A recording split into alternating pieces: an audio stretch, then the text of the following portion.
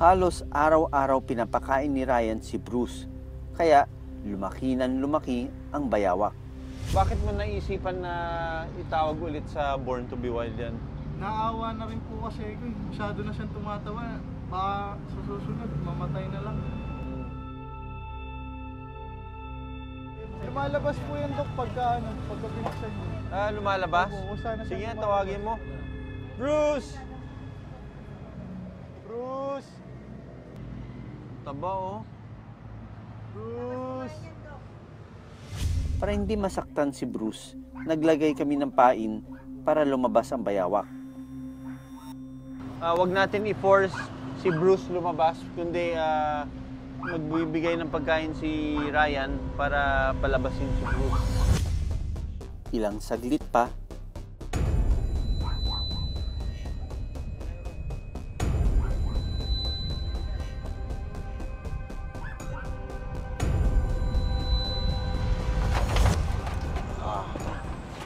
On tabo! On tabo!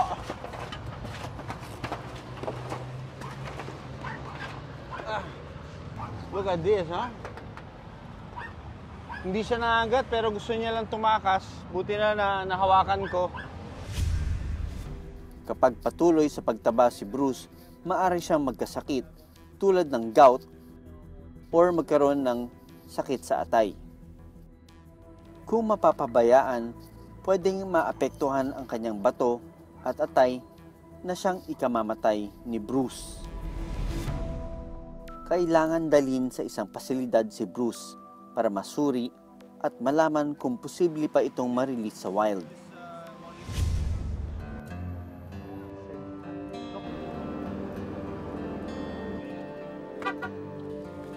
Dinala ko si Bruce sa Laguna Wildlife Rescue Center. Dito ko ma-examine ng mabuti itong si Bruce. Wow, ang taba!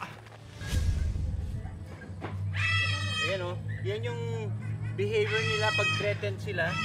Susuka yan ng ano. Yun, sinuka! Grabe! 2 days ago, pinakain ito. Hindi pa rin natutunawan ang pagkain itong bayawak na ito. Kaya pala, ang laki-laki ng tiyan, overfeeding, ano? 19 inches, grabe. Oh, ito yung laki ng tiyan, grabe. Medyo matagal matunawan itong mga monitor lizards, which is yun yung kailangan nila, no? Kasi since they're cold-blooded, sobrang bagal ang metabolism nila. Okay, so dito ko ina-assess ano, kung good for release siya.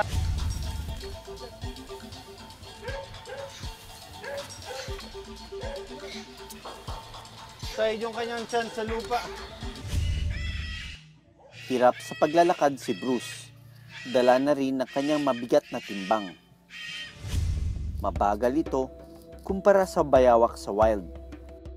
Kailangang maliksi ang galaw ng mga bayawak sa paghahanap ng pagkain at sa pagtakas sa kanilang predator.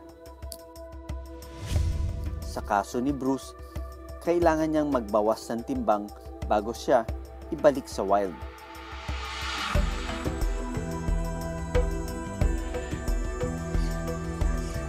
Ay nako, Bonjing.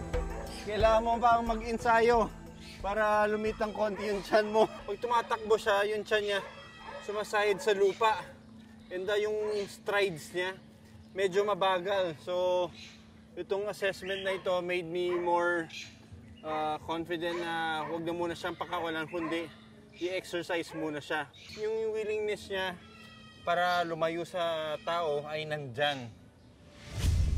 Itong kanyang bagong temporary enclosure, may mga branches. So, makaka-akit-akit siya dito, makakapag-exercise. May parang lubluban siya dito. So, this would be a good place for rehabilitation, ano?